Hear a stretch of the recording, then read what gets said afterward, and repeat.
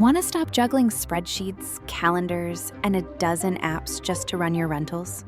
Logify makes it easy. It's an all-in-one toolkit for hosts. Build a direct booking website, automate guest messaging, and keep all your channels in sync. Running your rental business your way has never been simpler. And for Good Morning Hospitality listeners, you can get 20% off any yearly plan with code GMH20. Just check the link in the show notes to get started today.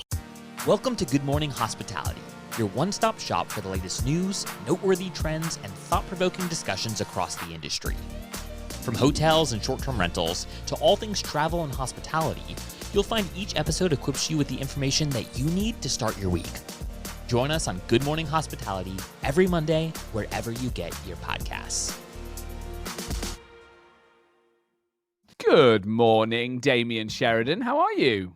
Hello. It's good to be back, Leo. How are you? Yeah, I'm great, mate. It's lovely to see you on this fine morning. I'm well. Is it me, or is there something more distinguished, more polished about you this morning than the last time I saw you? I can't quite put my It, finger on it. What could it be? it's amazing what a virtual background can do. No, I'm not quite playing the grand piano. I am. This is the same old me, but it's. Okay, all right. He's not. All He's right, not. go on, Come go on, on. come on, I, uh, Damien. Tell us more. I turned the big 50 recently, so just getting used to that. To moving into my into another decade. But hey, I'll embrace it. And Congratulations, my friend. Congratulations. What a milestone. 50 years around the sun, and you look fine. You look brilliant on it. In many ways, you look younger than me. Let's not talk about hairlines, especially. Well done to you. How did you celebrate? had a party with some friends. Some friends from Ireland, UK, Spain, Barca. Yeah, lots of people doing, and we had just a lot of fun, a lot of beer, a lot of music, and a lot of consecutive late nights. But lots of good time was had. Brilliant. That sounds wonderful, mate. Well done. Well, that's far more interesting than anything I've been up to. I've just been relaxing with the family. Sadie and I were supposed to do a 1 mile fun run yesterday, actually, in down in the centre of London, but she didn't fancy it. She was just a bit. She just wanted to play, kind of chilled in the park at home. So I didn't push her. So as a consequence, we've kind of just had a very impromptu weekend, which fans of the show, and clearly, Damien, you're tuning in every week to listen to me. I know you are. Will know that suits me well because I quite like having no plans. So we had this wonderful afternoon where we just ended up speaking to a few random people, which you don't do that often in London, in a park. And Sadie was enjoying that whole thing. So yeah, I'm feeling that my cup is feeling refreshed and full, and I'm ready to get into it. Here we are as well. August has come to an end. Which does this mean, Damien, the summer holidays are over for you? The epic 8-week summer holiday. Kind of does, yeah. It really is. It's like that first day back at school, whereby we need to get the head down, start looking at all of our conferences coming up in October, November. We have four or five. So yes, very much Exciting. to knuckle down, as Yeah, very, very some of exciting. my teachers may have said. Yeah. I like the fact we'd have been the guys sat at the back chatting, wouldn't we, about our summers and talking about football if there was more cheery things to talk about with our beloved Manchester United. We'll say no more, apart from it's not been a great start of the season for us. So yeah, here we are in September. We are going to be definitely in person together at Scale France, which I'm really looking forward to. So we're gonna record from there. Before then, you've got I'm going to get this right, okay? You've got Dubai, London, Florence. Correct. Very good. Yes. They're all, I mean, obviously beautiful destinations, and I include London in that. And I think they're exciting destinations. We're going to have a couple of hundred professional property managers with us. So yeah, generally it's 2 very, very intense days of learnings and networking, but also fun too. So we'll see you at least in Paris, if not, Yeah, if not the destination, Leo. can't wait for Paris. Always love going. And big news this week in the UK and Europe. Biggest news is that Oasis have reformed. and they are selling tickets like hotcakes. I mention this because I know that in a few weeks, Sarah's going to have some great data for us about how booking patterns have changed around, have moved around the cities where Oasis are gigging. For our US audience, I feel like Oasis never cracked the States. I might be wrong. What do you think, Damien? They might be a bit unknown. Now, I probably lived through this Oasis era a little bit more than you did. You're probably just born when they were in their You've heyday. revealed your age, so we know you did. Now, I just in Ireland where I was brought up, they were massive. That early to mid '90s, massive, and that Britpop competition between competitiveness between them and Blur was like it was all people spoke about when referred to music. With the US, possibly not. So no. So for those who don't know, Oasis, what Manchester band, fronted by a bit of an interesting character. Two brothers, always fighting. I was due actually in 1997. I think I was in Australia due to see them, and they cancelled the gig right, because they fell out. So, yeah, I think they were almost as well known for falling out with each other than they were for the music. They were a top band, I think, and hopefully they can bring back some good times for the gigs. I did not get a ticket. I didn't even try. It was very early in the morning on Saturday. I'm not that much. Yeah. So, Well, they're closing in Dublin as well, which I think is exciting. So there's clearly an Irish contingent there. But it's fair to say that the Gallagher brothers, their Irish roots are not as brotherly as you and I are with one another, even though they are directly related. So, no, very interesting. We'll be watching that. We've obviously talked about Taylor Swift a lot and the phenomenon around bookings fluctuating and seeing that spike. Oasis are massive in the UK and Europe, like absolutely massive. They were seminal for so many people. First album I ever had as a very young buck. So yeah, I think even if they haven't crossed over to America, get on Spotify, other streaming platforms are available, and have a listen because you will not be disappointed. Okay, Damien, you've been turning 50, you've been partying away, but have you had any time has anything caught your eye this week in the short-term rental space? yes. So you very kindly got in touch early last week and said, Damien, look out for some stories because you're going to be on the show next week. So yes, I happened to come upon a couple of articles, but one especially that I'm going to focus on today was an article by Skift, one of the regular news outlets that I know you guys often speak about, and it was conversation about amenities or amenities, depending on where our listeners and viewers are. So the focus is the next battlegrounds in short-term rentals, amenities, and really just looking at this. Really, how hosts now in countries in many countries need to set themselves apart.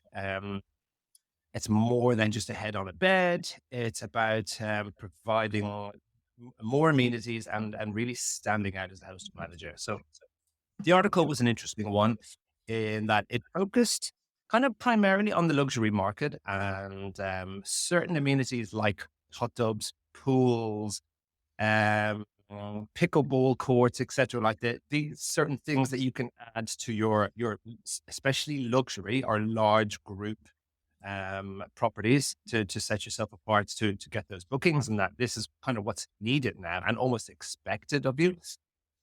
For me, what the article lacked was actually a focus on smaller, more budget accommodation and really what we can do to potentially, because it's a really good point here, right? There's how many million listings? 7 million listings across the world. Most of them are more budget orientated. And most are, we've only got, like, say, in apartments, there's a small size. There's not much you can do. We can't add, a pool. We can't add a pickleball court or a jacuzzi or something like that. So my thinking when I read this was, well, actually, what kind of amenities can your normal, for want of a better word, host introduce into their offering? For guests when you don't have extra space to play with. This is something I kind of wanted to talk to you about, Leo, because I know you spend a lot of time away from home. and possibly in hotels just as much. But for me, the conversation here should be not necessarily the luxury market like Disney and being themed around Disney, but actually what small little and almost very low cost amenities can you introduce into your daily operation that can help you stand out. Now, me and one of my apartments for the last 10, 20 years, we had very small and pretty much free things that we offered our guests. Things like a library, things like board games, things like obviously Wi-Fi, fast Wi-Fi, DVDs, smart TV, things like this, which entertain the kids. You might not be able to have a big games room or something like this, but small little additional facilities that you can actually say to your guests, hey, we've got this, and this will always be here for you. So I think this is something that we should all be looking at. It's not just a head on a bed. I'm sure, like myself, Leo, you've stayed in a lot of places that are very, very dull, very like a hodgepodge of IKEA furniture and just really just for someone to sleep. My biggest bugbearer is coffee machines, Nespresso machines without any pods or anything like this. But just providing the right kind of amenities for somebody to stay 3, 4, 7 days. And I think we should be thinking of this, and I think it's a really useful reminder here about why we're more than just accommodation providers. We're hospitality providers, and we should be providing all of these additional facilities for our guests. I'm glad we've taken the conversation in this direction, because I was thinking with a European slant. You're right. When I think pickleball courts, when I think jacuzzi pools, that is generally North America, because there's more space. So actually, when I logged on this morning, the first post I had on LinkedIn was someone who'd put a pickleball court and a pool on a villa in Joshua Tree. So that is what I think of when I think of amenities, however you want to say it, in the US. But the principle's the same.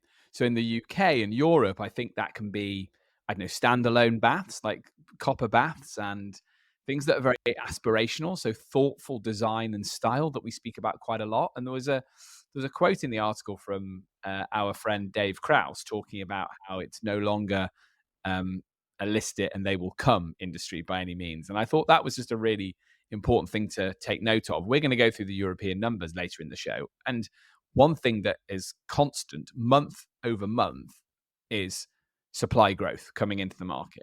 And with that, what you're seeing is the market correcting itself, and the people who've just slapped on anything with a bit of IKEA furniture and smelly sofas that look like they've come from 3 apartments before they've ended up in that one, they're getting forced out, because actually it becomes unviable in terms of your ADR drop you would have to get versus the person who's put a really nice, thoughtful design and style into their apartment. And I love that. I love that like self-correction of the market, because to make it viable to list a short-term rental, you are still competing about how the numbers work against putting it on a long-let market. There's also regulatory constraints in places like London, Paris, where you're limited amount of nights. So you need to get a certain ADR. So you have to perform in that market to compete. And I think that's brilliant. So I agree with you. I think it's the nice coffee machine.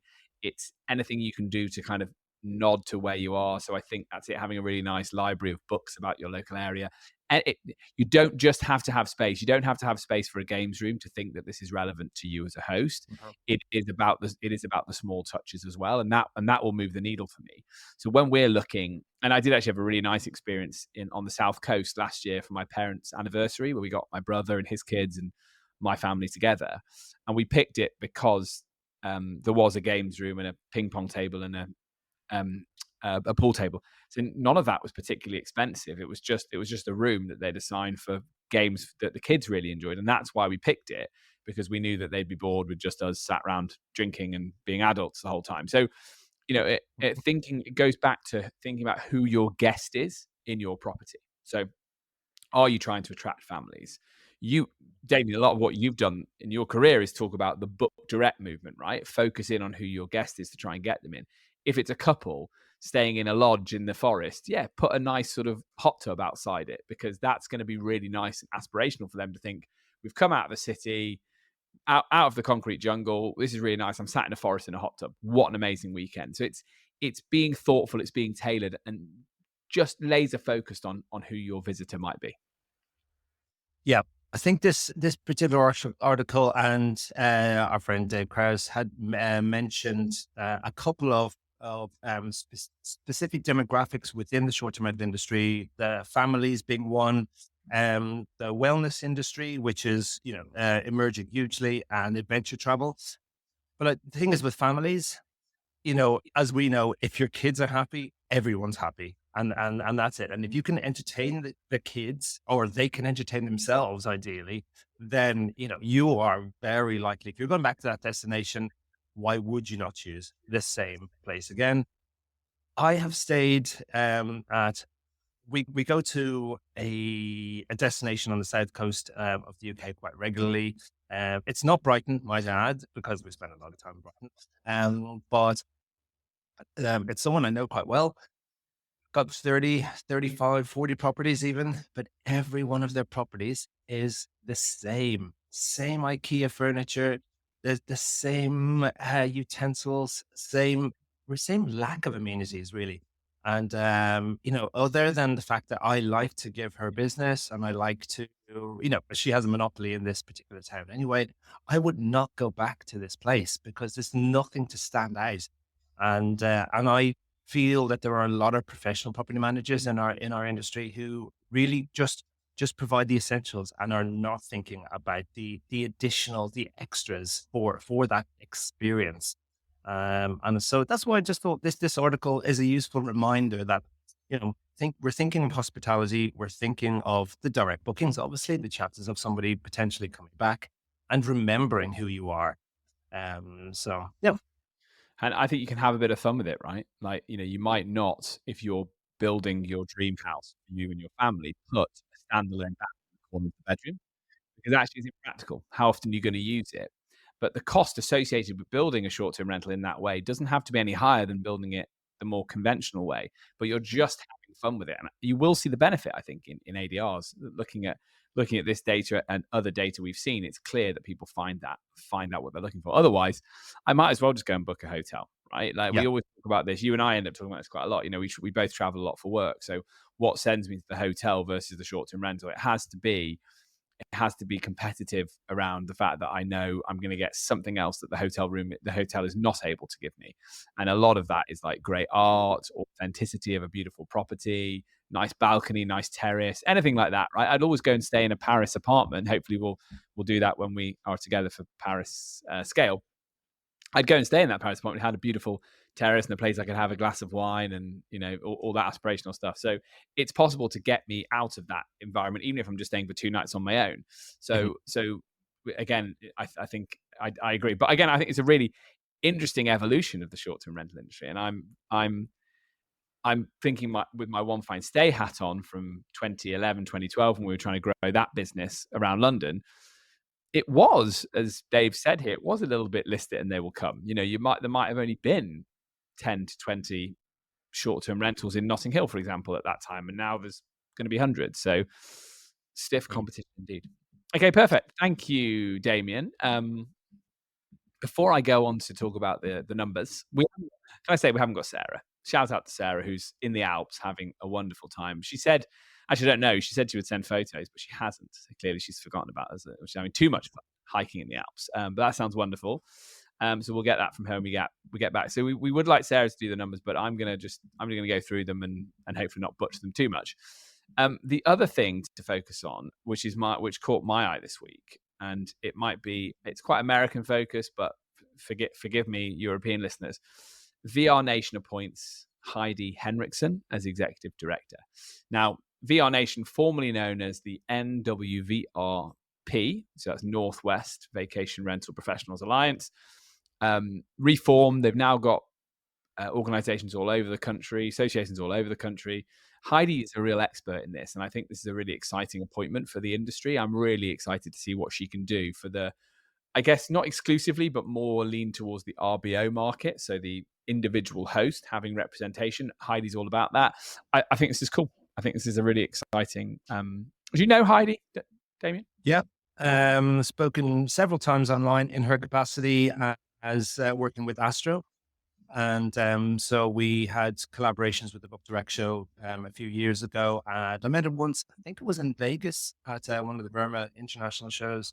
But yeah, lovely individual, very knowledgeable. And I think, I really like where VR Nation is headed. And, I think a lot of people in the US think that this is a significant rival almost to Verma now. And I think this could really help them achieve really great things in terms of like a national exposure. And yeah, quite excited as well as yourself.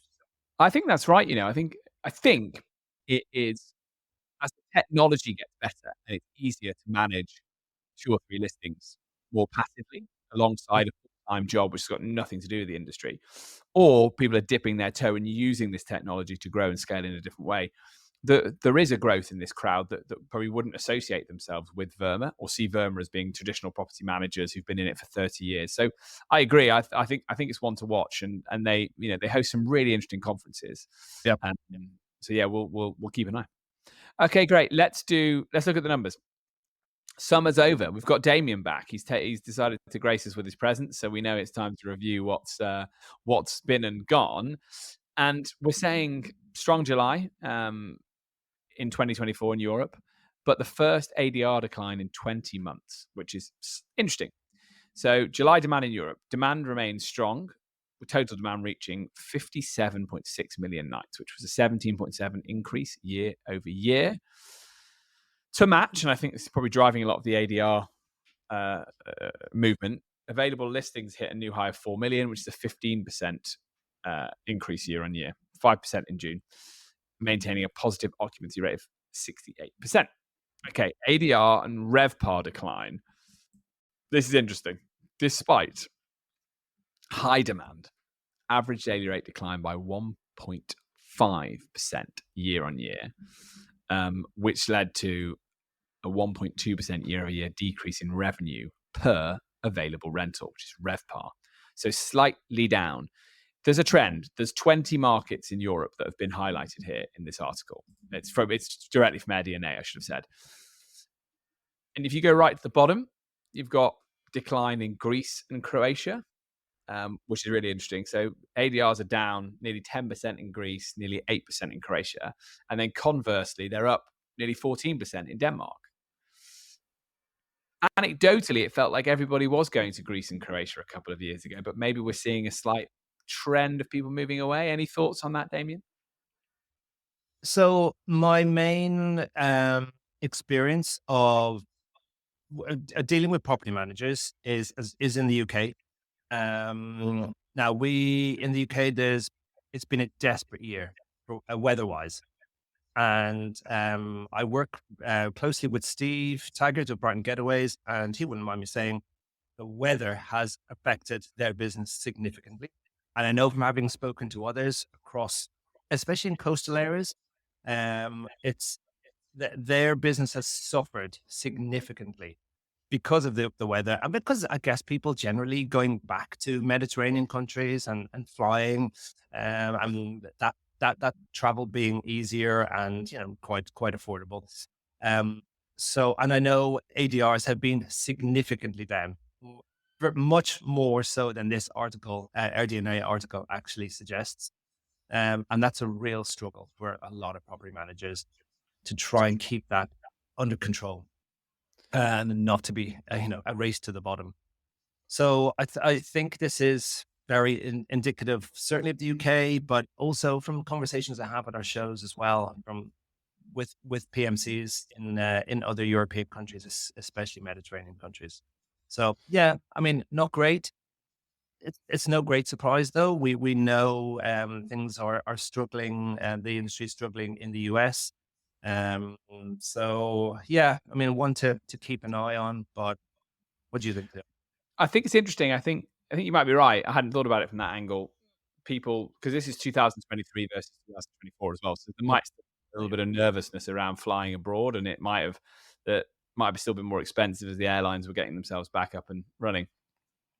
Not sure, but I agree. I think maybe we're seeing a post-pandemic market starting to now normalize, and actually where you could just do any old listing up during the days of COVID where people were unable to leave the country. I think we're seeing that trend go back closer to 2019 levels, and people do like to go to Europe. Now, that's why I think the Denmark trend is very interesting. I think that's still being driven by Europe. When I've had conversations with people in that market, and I was speaking to one of the guys at Landfolk recently, Landfolk, big, making great waves in Northern European market.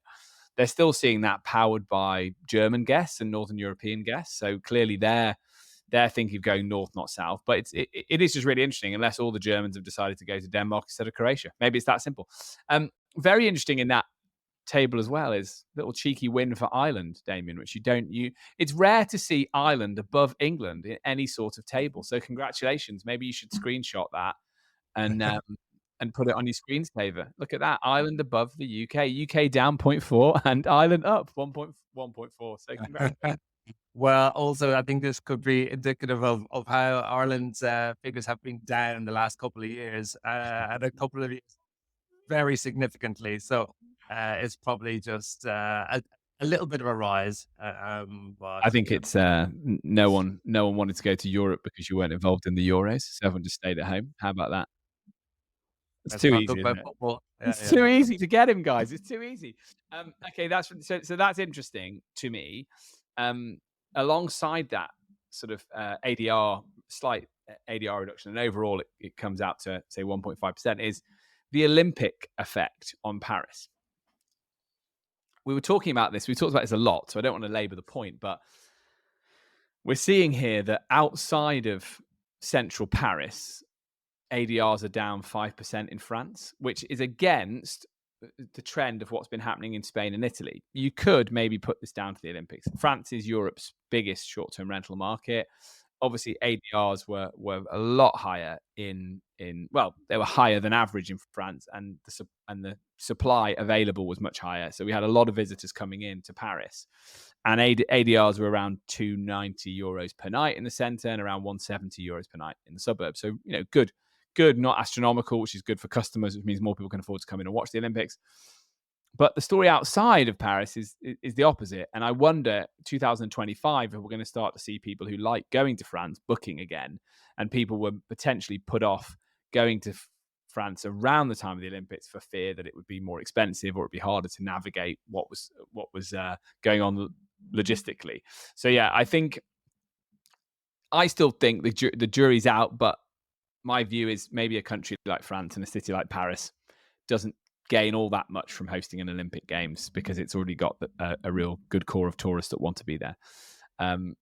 Disclaimer, I'm going to Paris in 2 weeks for my holiday, so I have waited to be further away from the Olympics, so there you go. Shrinking lead times. This we talk about all the time, right? And neither of us are surprised to see this in the data, right? It's people are booking more spontaneously, but with that in mind, the outlook looks quite interesting for the second half of the year, especially given that the European Bank has revised what they would say the economic forecast is for the upcoming time. I've got it here. Forecast of growth up to 0.9%, revised from 0.6, which is genuinely really, really good news for the continent.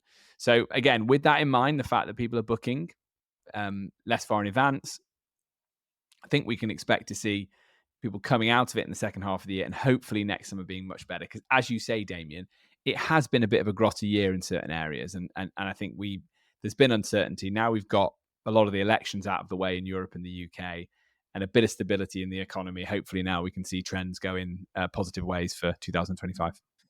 I hope so, Leo. Yeah. I'm just thinking, conversely to rubbish weather that you and I are used to, where we just think of rain, wind, sleet, all conditions in one day. The situation, say, in the south of Spain, conversely, is the lack of rain and the intense heat for a month solid, where you've got the temperatures in the 30s. which is also, potentially putting off holidaymakers in that respect, whereby some are moving to other destinations, whereby it's just simply not as hot and they will be a little bit more comfortable. So I think that there's a lot of factors at play here. So yeah, it'll be, look, climate change is very real. I know we might have some people who might be a bit dubious about it, but for me, it's 100% real, and this is not going to change. This is going to carry on and get extremes of weather wherever we are, and I think that's something we need to factor into our daily lives and our operations. That we know what we can't trust the weather at all anymore. And, for any STR business, it's something we need to be acutely aware of, day by day, week by week, month by month, and how it will affect our pricing and our guests and our travel patterns. And, I think it's something we should all be thinking about. It's a really, really good point to make, because I think it might explain some of what's going on there in Denmark. The weather is just warmer. The Yep. summer is more reliable. And people are saying, well, why go south when I can go north? And it's going to be a really temperate mid-20s, not a really awful mid-30s, Okay, great. They're the numbers. We'll get Sarah to do a proper job on that next week when she's back, instead of me butchering them. Let's finish with something a little lighter as we come to nearly being at time, Damien. This is, again, I think it's another one from your era, isn't it? Booking.com have partnership with rapper Ludacris. Booking.com are offering a unique experience that one winner can grab the chance for them and two guests to stay at Ludacris's mansion in Atlanta, including a meet and greet, private screening, dinner, and more. What do you think of this, buddy? Are you in? Are you in the hat for this? Would you like to go to Ludacris' mansion in Atlanta? I couldn't think of anything worse. This is not for me at all. Come on, you're 90s. Come on, don't cut your 90s, your 90s heroes like this. No? I wouldn't say I'm especially a big fan. But look, I get why, companies like Booking do this. It's exposure with certain, Gen X's of this world, or Gen Z, Gen Zs, depending on who the artist is. And I commend them upon these kind of publicity stunts. No. But yeah, no, not for me. I'd rather might stay somewhere a little bit more modest and certainly not have to sit down and talk to somebody. No, not my style. Not for you. It's a swing and a miss for Damien. I like it. I think it's really interesting how it seems to be topical, doesn't it? Like Airbnb have done it. Wake up in the, what was it, Musée d'Orsay? There was that experience, wasn't there? It in the Eiffel Tower? Stay in the Eiffel Tower. Wow. We have one, that's several years ago now, but I think there was something to stay in the Eiffel Tower. I should have checked that. It's a long way down, isn't it? If you need to use the loo in the night, sounds like a nightmare, really. I'm not sure at all about that.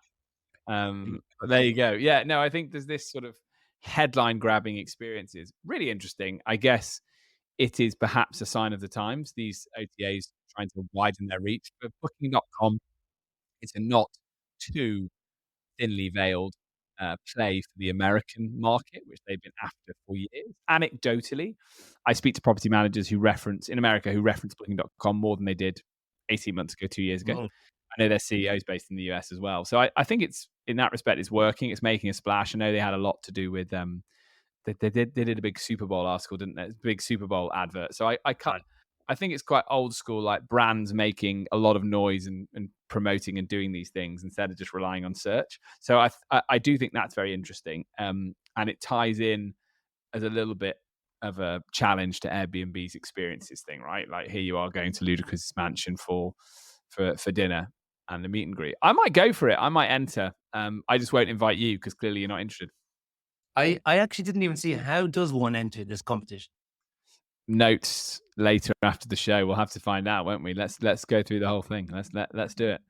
But that same article actually did cite the CEO Glenn Vogel as saying that their big focus is on the US. So I don't think this is thinly veiled at all. I think it's very much US. Yeah, cool. Well, look, great. Lots to talk about at the moment. I'm looking forward to getting into conference season with you, buddy, so we can hear about all the stuff you're working on and coming to see you in person as well. The summer's over, my friend. Get back to work. What have you got going on this week? It is. I have WhatsApp messages and everything, emails pinging away as we speak. So it's just catch up time and schedules, speakers for Dubai and London especially, and just getting head down and getting on with Getting it. into it. Cool. What So about if anyone yourself? knows Damien, now's a really good time to send him a message because clearly he's back at his desk. So just flood him with messages, ask him how he's doing. Pretty similar for me. I haven't been away yet, so I have been working all summer, but it does feel like a bit more travel's coming. So I'm going to be in Barcelona next week with my team, which I'm really looking forward to.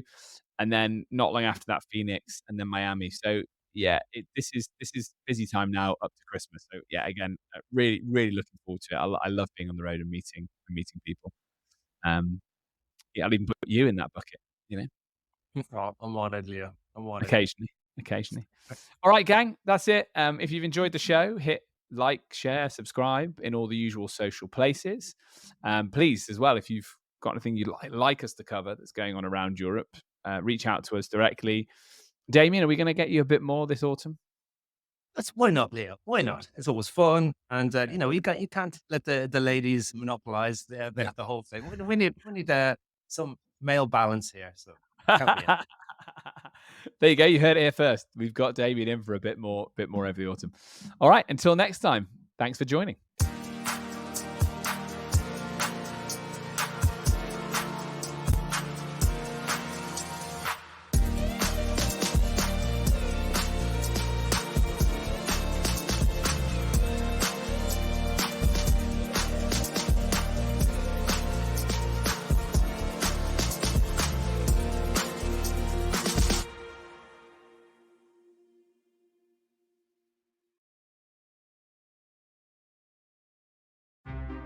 Want to stop juggling spreadsheets, calendars, and a dozen apps just to run your rentals? Lodgify makes it easy. It's an all-in-one toolkit for hosts. Build a direct booking website, automate guest messaging, and keep all your channels in sync. Running your rental business your way has never been simpler. And for Good Morning Hospitality listeners, you can get 20% off any yearly plan with code GMH20. Just check the link in the show notes to get started today.